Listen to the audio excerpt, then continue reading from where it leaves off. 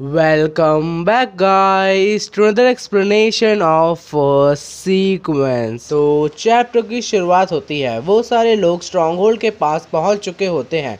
Teacher कहती है सभी लोग रन शायशु को थैंक्स करो, इसकी वजह से ही अभी तक हम जिंदा बचे रहे। वो सारे स्टूडेंट्स भी रन शायशु को थैंक यू कहते हैं और शायशु को भी काफ़ी पॉइंट्स मिल जाते हैं। फिर शायशु अपनी फॉर्मेलिटी निभाते हुए कहता है इसकी क्या ज़रूरत थी, और फिर उन स्टूडेंट्स को गिनकर कहता है तुम लोगों में से अभी भी 3 लोगों ने मुझे थैंक्स नहीं करा है, अपना समय लेकर आराम से थैंक यू करना। तभी वो लोग स्ट्रॉन्ग होल्ड 109 के बाहर वाले टाउन में जा रहे होते हैं। लुयान बोलता है भैया देखो, ये शहर तो बिल्कुल हमारे शहर जैसा है, तुमने सही कहा। और हमें उन घरों का सीन दिखाया जाता है जिसे देखकर टीचर बोलती है क्या तुम लोग ऐसी जगहों में रहते थे। सिस्टर शायू उस टीचर को बताती हैं हाँ, लेकिन हमारी हालत इतनी भी बुरी नहीं थी।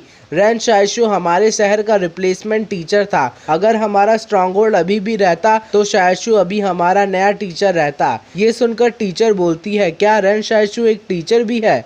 तभी वो ट्रक रुक जाता है और लुओ उतरकर बोलता है हम पहुंच गए, और शहर वालों से कहता है जाओ लुयुआन को बोलो मुझसे मिले। जिसे सुनकर वो शहर वाले बोलते हैं ये लुयुआन कौन है। ये सुनकर लुओ जोर से चिल्लाता है इस शहर का एडमिन को बुलाओ।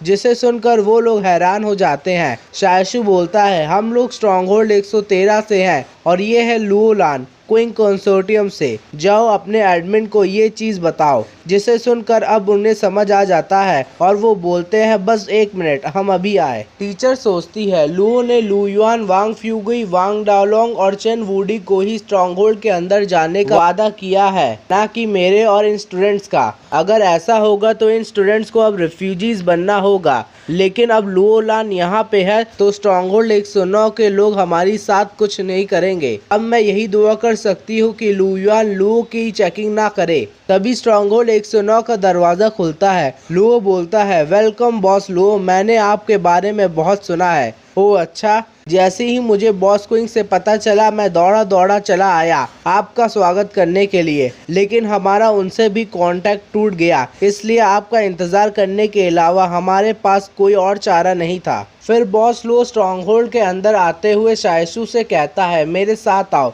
ये जिसे सुनकर लुओ बोलता है जरा रुक जाइए, ये लोग कौन है जो गाड़ियों में बैठे हैं, इन्हें हमें चेक करना होगा। लुओ उसे थप्पड़ मारते हुए कहता है तुम्हारी हिम्मत कैसे हुई मेरे बंदों को चेक करने की। ये देखकर वांग फ्यूगी बोलता है ये तो स्ट्रॉन्ग होल्ड 109 का एडमिन है, लुओ उसे ऐसे कैसे मार सकता है। तुम्हें क्या हो गया है लुयुआन, क्या तुम भूल गए कि तुम कौन हो।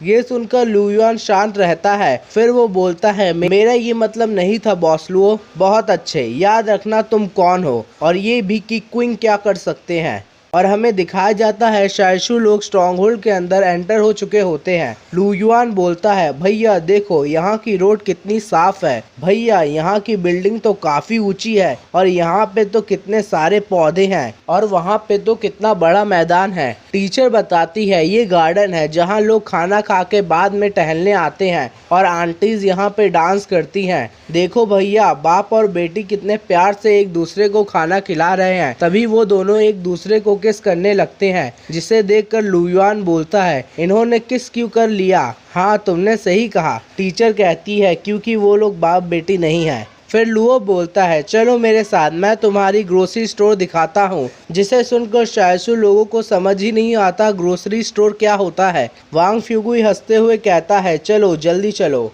शायशु लोग स्ट्रॉन्ग होल्ड के रास्तों से जा रहे होते हैं। लुयुआन कहता है भैया ये लोग हमें घूर क्यों रहे हैं, चलो वापस शहर में चलते हैं। बकवास करना बंद करो, अब तुम्हें इसकी आदत डालनी होगी।